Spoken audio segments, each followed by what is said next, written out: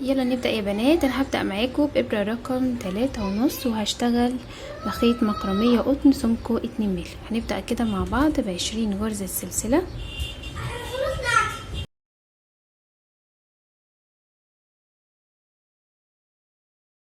وبكده يا بنات اشتغلت 20 غرزة سلسلة بطول 10 سنتي. هنبدأ بعد كده نشتغل في الغرزة اللي بعديها. طبعا تقدري تلفي السلسلة وتشتغلي في الحلقات اللي ورا دي كده وتشتغلي غرز حشو، لكن انا هشتغل بالطريقة العادية خالص وهشتغل في الغرزة اللي بعديها غرزة حشو بالشكل ده كده. 1 2 3. هكمل بالشكل ده لحد ما اوصل لنهاية السلسلة. بعد ما اشتغلت يا بنات 20 غرزة سلسلة بطول 10 سنتي، الخطوة اللي بعد كده هنرتفع سلسلتين مجرد ارتفاع، وهنتنقل على طول للغرزة اللي بعديهم وهنشتغل غرزة عمود. هلف الخيط وهشتغل في الغرزة اللي بعديها غرزة عمود.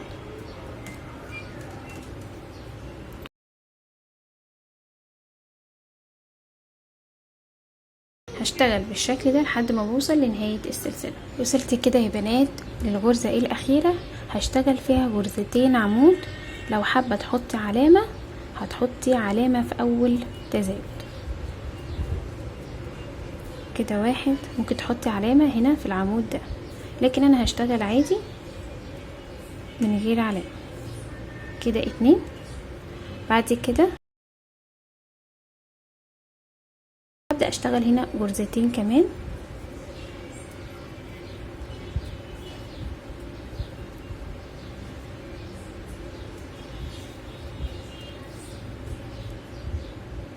بعد كده بكمل قصاد كل غرزة عمود غرزة عمود زيها لحد ما بوصل للنهاية. وصلت كده يا بنات لاخر غرزة في السطر المقابل زي ما انتم شايفين كده.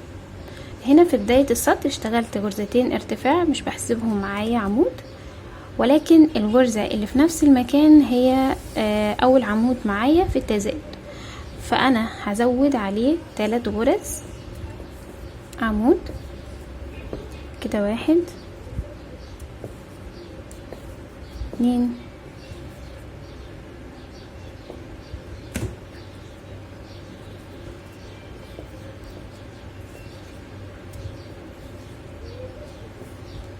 3.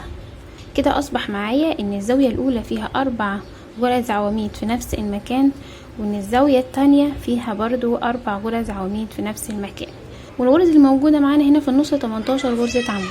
يعني انا عملت تزايد واشتغلت 18 وبعد كده في الاخر اشتغلت تزايد.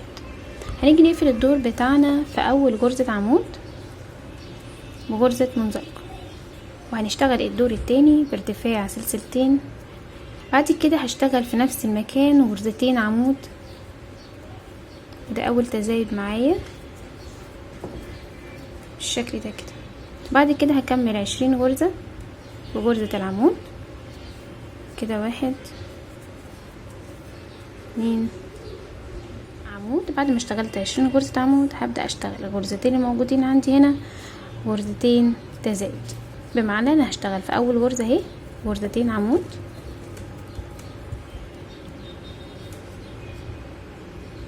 بعد كده الغرزة اللي بعديها هشتغلها غرزتين عمود،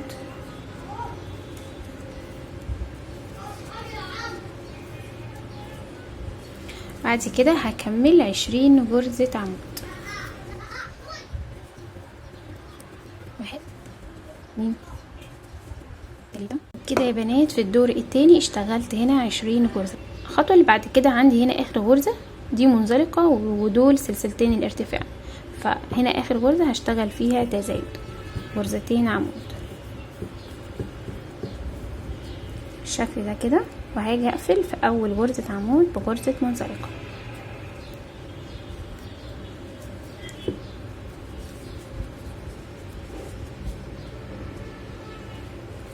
السطر التالت بقى يا بنات هرتفع بسلسلتين وفي نفس المكان هشتغل غرزة عمود واحدة ومش هحسبها معايا من التزايد، تمام، وهكمل عليها 22 غرزة عمود. يبقى كده 1 2 3 4. هكمل 22 غرزة عمود. كده انا كملت يا بنات 22 غرزة عمود. هبدأ بعد كده هشتغل 3 تزايد. شايفين 3 عواميد دول؟ هبدأ اشتغل في اول عمود فيه 2 2 2 بالشكل ده.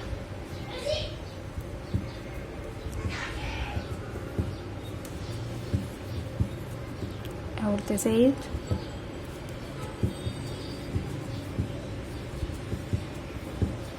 تاني تزايد،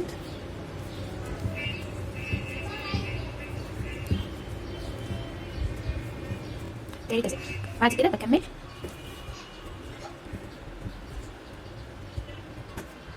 هشتغل هنا 20 غرزة عمود. في الجهة الاولى اشتغلت 22، هنا هشتغل 20 غرزة عمود بس. نعمل كده مع بعض. 1 2 3 4 5. بعد ما اشتغلت 20 غرزة عمود، عندي هنا في نهاية الدور 3 غرز عمود زي ما انتوا شايفين كده. هشتغل في كل غرزة عمود معايا 3 غرز زي الجهة المقابلة بالظبط.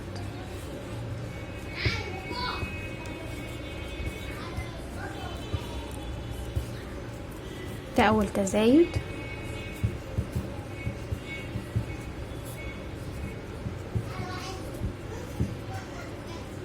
تاني تزايد،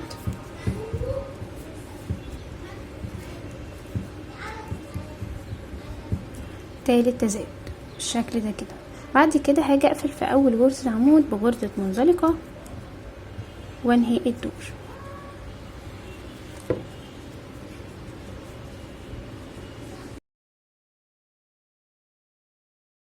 هرتفع بسلسلتين.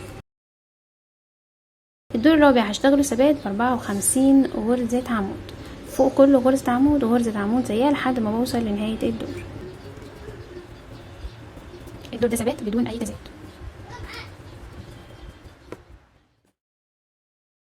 الخطوة اللي بعد كده هقفل الدور بمنزلقة، وهبدأ بعد كده اشتغل ادوار ثابتة لحد ما اوصل للطول اللي انا محتاجاه. وكده يا بنات وصلت للطول المناسب. تعالوا كده نعد نشوف اشتغلنا كام دور. 1 2 3 4 5 6 7. كنت واقفة معاكم في الدور الرابع، اشتغلت فوقيه 3 ادوار ثبات. تمام. هنقفل الدور مع بعض.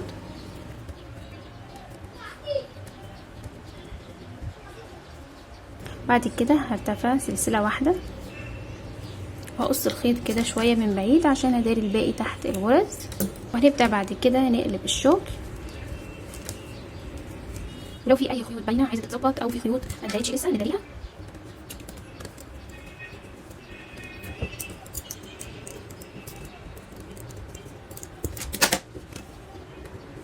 هشتغل يا بنات بخيط مكرمية قطن جنجاه. حبيت اشتغل باللون الجنجاه عشان اوريكم شكل البوب كورن. حبيت اغير في الشنطه دي واشتغل بالجنجاه لان البنات بتحب الالوان المتداخله مع بعضها تكون مبهجه زي الالوان دي، فحبيت بصراحه اشتغل بيها الشنطه دي واغير عن لون البينك اللي انا اشتغلته هنا. بصوا ده شكل الشنطه باللون الساده، برضو شكلها حلو ولطيف. هنجرب مع بعض بقى اللون الجنجاه. هفك السلسلة اللي انا اشتغلتها وادخل الابرة بالشكل ده، وهجيب الخيط واخد بيه سلسلة حشات، ودول هربطهم كده مع بعض واداري الخيط ما بين الغلاف بإبرة التنظيف او بالابرة العادية. هرتفع سلسلة واحدة وفي نفس المكان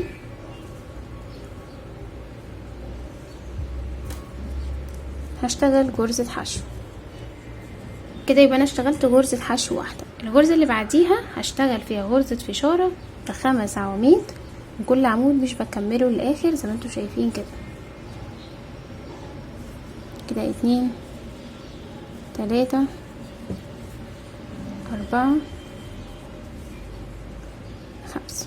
هلف واخرج من الحلقات كلها. بعد كده هاجي هنا في الغرزة اللي بعديها واشتغل غرزة حشو. بعد كده هشتغل غرزة حشو مرة كمان.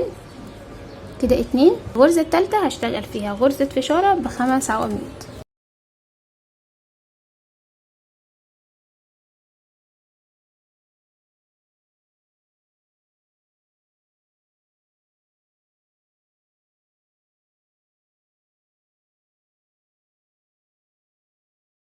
بعد كده بعد ما خرجت من الحلقات كلها بشتغل في الغرزة اللي بعديها غرزة حشو واللي بعديها حشو، يعني بشتغل 2 حشو واحدة فشارة، 2 حشو واحدة فشارة، والفشارة هنا ب5 عواميد مش بكملهم للاخر. وبعد كده بسحب الخيط واخرج من الحلقات الموجودة كلها وبكرر نفس الشغل. هخرج كده وبشتغل في الغرزة اللي بعديها غرزة حشو واللي بعديها حشو، وبكرر كده بنفس الطريقة لحد ما اوصل لنهاية السطر. تعالوا بقى نشوف كده. واو، شايفين الجمال؟ تحفة. هكمل، انا هشتغل غرزتين حشو واحدة فشارة، غرزتين حشو واحدة فشارة لحد ما اوصل لنهاية الدور. هنا اشتغلت فشارة وغرزة حشو واحدة، ومعانا غرزة حشو هنا، يبقى كده ما بين كل غرزة فشارة غرزتين حشو. نيجي نقفل في اول غرزة حشو بغرزة منزلقة، وهنرتفع سلسلة واحدة وفي نفس المكان هنشتغل غرزة حشو. والدور ده هنشتغل فوق كل غرزة تقابلني غرزة حشو، وعدد الغرز معايا ثابت 54 غرزة حشو. هكمل كده غرز الحشو لحد ما اوصل لاول نقطة. بعد ما اشتغلنا يا بنات 54 غرزة حشو، هنيجي نقفل في اول غرزة، ونخلي بالنا دايما ان دي منزلقة ودي سلسلة الارتفاع، وهنا اول غرزة حشو. بعد كده هرتفع سلسلة واحدة وفي نفس المكان هشتغل غرزة فشارة كده. 1 2 5 هات الخيط، وهبدأ اشتغل غرزتين حشو كده. 1 2، وفي التالتة هشتغل غرزة فشارة. وهنقلب الشغل دلوقتي وهنشوف احنا ماشيين صح ولا محتاجين نغير حاجة. كده 2 3 4 5. باخد الحلقات واشتغل في اللي بعديها وغرزة حشو. تعالوا كده نشوف. عايزه اقول لكم الشنطه شكلها تحفه جدا ومبهجه بطريقه غير معقوله. لازم غرزه الفشاره التانية تكون عكس الاولى وتكون موجوده في النص كده ما بينهم كده. اكمل كده بنفس الطريقه، هشتغل غرزتين حشو وفشاره، غرزتين حشو وفشاره، والدور اللي بعده حشو، والدور اللي بعده غرزتين حشو وفشاره، وبعكس كده الدور بحيث ان هما كلهم يبقوا عكس بعض زي كده. بصوا هشتغل 1 2 3 4. اشتغلت معاكم 2 يبقى 2 هكملهم بنفس الطريقه.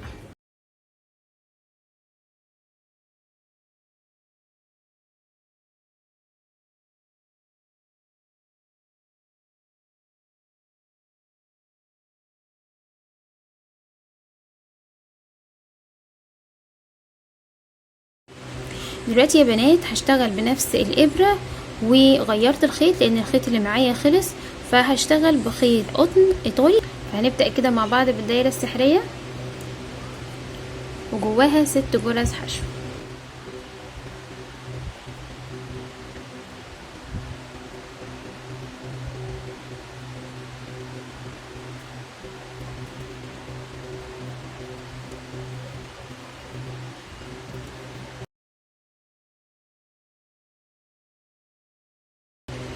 وهاجي في اول غرزة وهقفل بمنزلقة،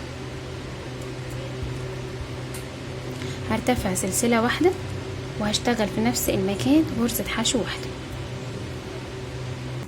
الغرزة اللي بعديها هشتغل غرزتين حشو،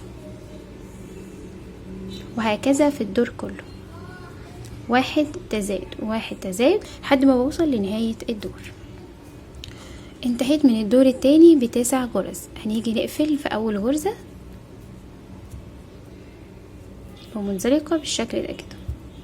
بعد كده هرتفع سلسلة واحدة وفي نفس المكان هشتغل غرزة حشو واحدة، واللي بعديها واحدة غرزة حشو واحدة برضو بالشكل ده، والغرزة اللي بعديهم هشتغلها تزايد وغرزتين في نفس المكان، وبكمل كده في الدور كله لحد ما بوصل لنهاية الدور.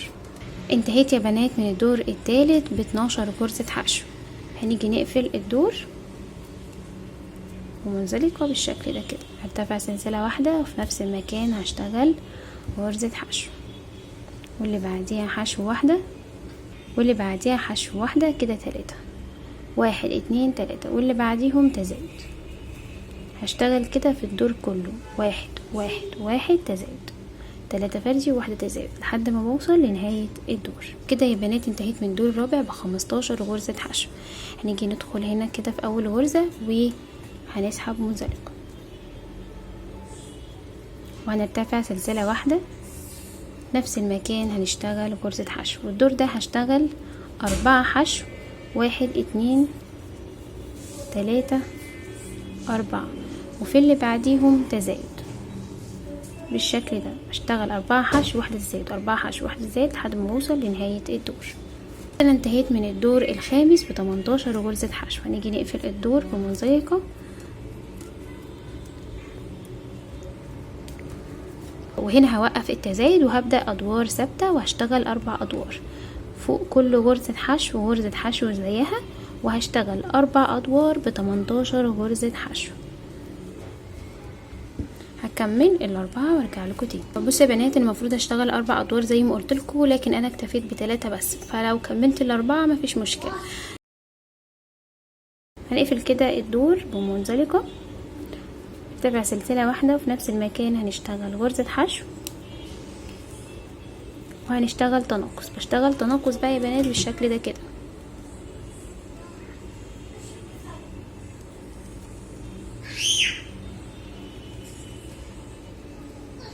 كده اول غرزة تناقص معايا. بكمل كده الدور بحشو وتناقص، حشو واحدة وتناقص. هكمل كده لحد ما بوصل لنهاية الدور. انتهيت من الدور التاسع ب12 غرزة حشو. هندخل كده ونقفل الدور بمنزلقة وهرتفع سلسلة واحدة وفي نفس المكان هشتغل غرزة حشو واحدة واللي بعديها غرزة حشو واحدة واللي بعديهم هشتغل تناقص، غرزة حشو واحدة غرزة حشو واحدة في اللي بعديها 1 1 تناقص.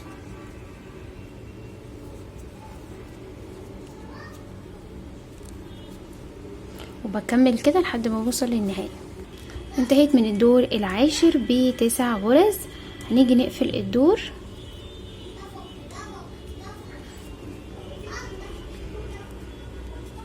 بمنزلقة وهنرتفع سلسلة واحدة وهنقص الخيط طويل شوية المسافة دي كده.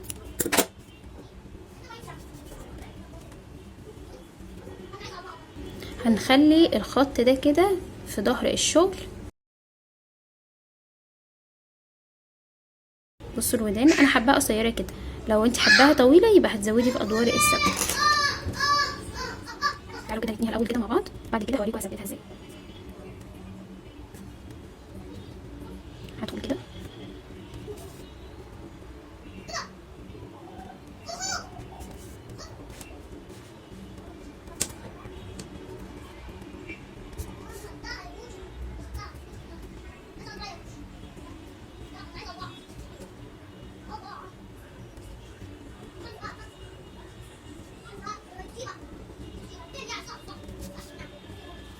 شايفين يا بنات ده الشكل معانا. بصوا انا ثبتها في شنطه تانية وهوريكم برضو احنا بنثبتها ازاي، بس عايزه اوريكم شكلها. بصوا انا بصراحه مش حباها تبقى طويله لحد هنا، انا حباها تبقى بالشكل ده كده نفس المقاس ده. طيب الخطوه اللي بعد كده تعالوا نعمل يد للشنطه، وبعد كده في الاخر هنثبت الشنطه وهنشتغل اليد بالشكل ده كده. هنعمل عقده بدايه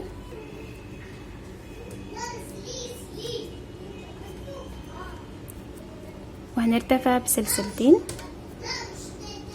وهاجي هنا في اول سلسلة هدخل بالابرة كده وهسحب الخيط بالشكل ده. بعد كده هخرج من الحلقتين عادي خالص لكني بشتغل غرزة حشو. هجيب الشغل ده كده وهلفه، شايفين الخط ده كده او النص الدايرة دي، شايفين دي، ادخل كده وهسحب الخيط واخرج من الحلقة واحدة وارفع بالشكل ده كده، وبعد كده بلف الخيط واخرج من الحلقتين، وهكذا في كل مرة بتكون لي حلقتين بخرج منها. بعد كده فاكرين، لو فاكرين اول دور كان في حلقة واحدة، هنا بعد كده هيكون لي حلقتين في كل دور. باخد الحلقتين كده وهسحب الخيط وارفعه بالشكل ده كده، كوني حلقتين اخرج من حلقتين، وهكذا.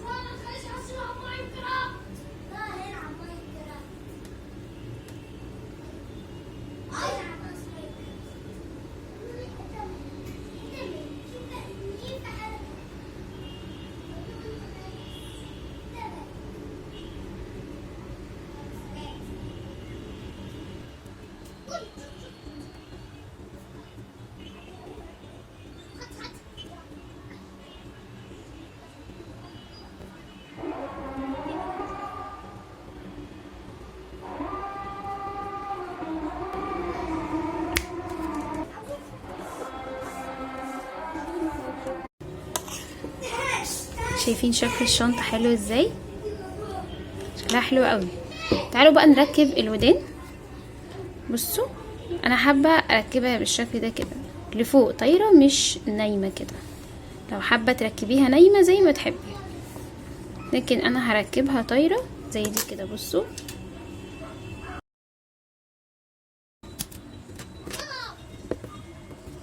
انا هبدأ من بعد غرزة البوب كورن دي، هبدأ اخيط هنا كده. بصوا احنا هنثبتها عادي خالص رايح جاي. هدخل بس هنا الاول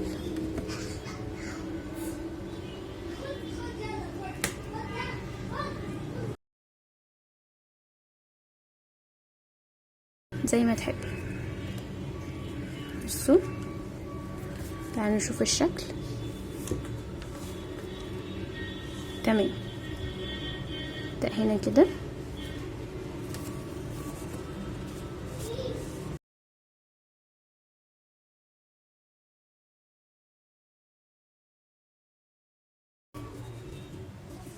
بصوا خرجت انا كده بالابره، هاخد كده الجزء ده والجزء اللي بعده.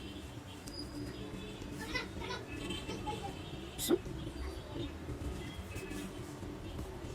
مش عارفه دي كده.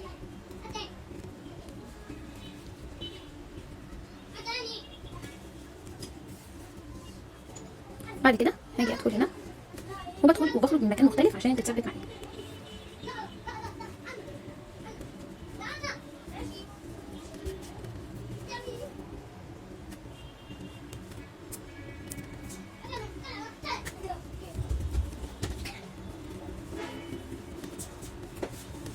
بصوا بالشكل ده كده، تثبيت اسهل ما يمكن، مش اي حاجه صعبه. هدخل كده ما بين الاجواز.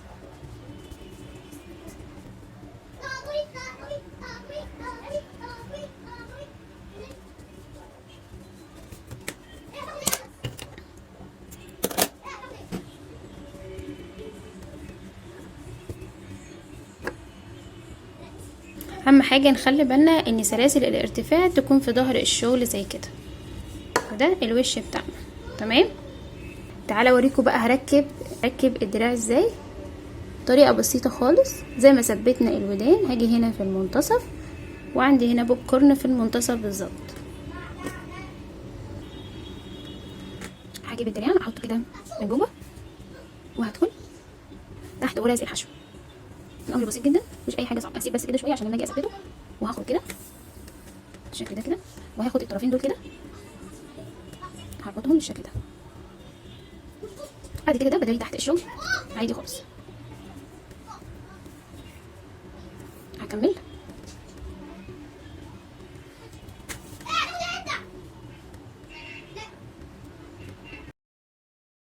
كده. انا ثبت الدراع.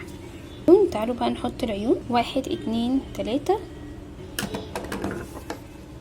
تعالوا بقى نعمل الابتسامة.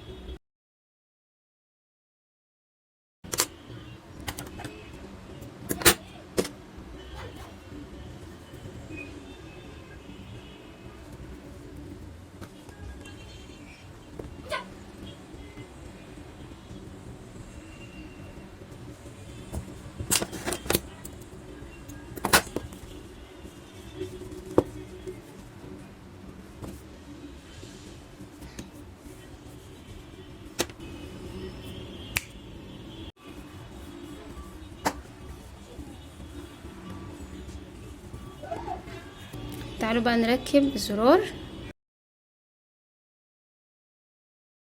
نخيطه هنا كده بإبرة وفتلة، وبعد كده هنيجي مع بعض نعمل حلقة من هنا لهنا.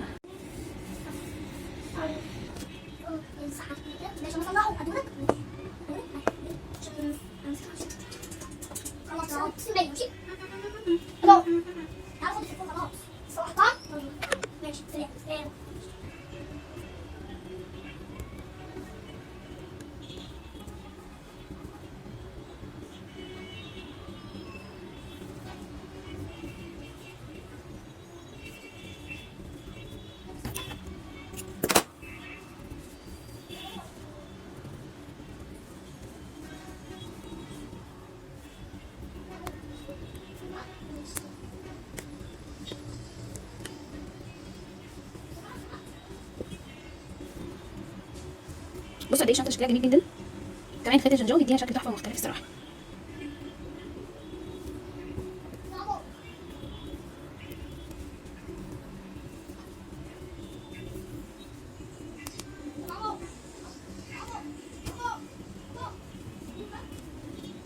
كده يا بنات الفيديو خلص، واتمنى يكون الفيديو عجب. ما تنسوش لايك وشير للفيديو، وكمان حابه اشوف تطبيقكم على الصفحه بتاعتي او على الجروب الخاص بالقناه. وبس كده، السلام عليكم ورحمه الله وبركاته.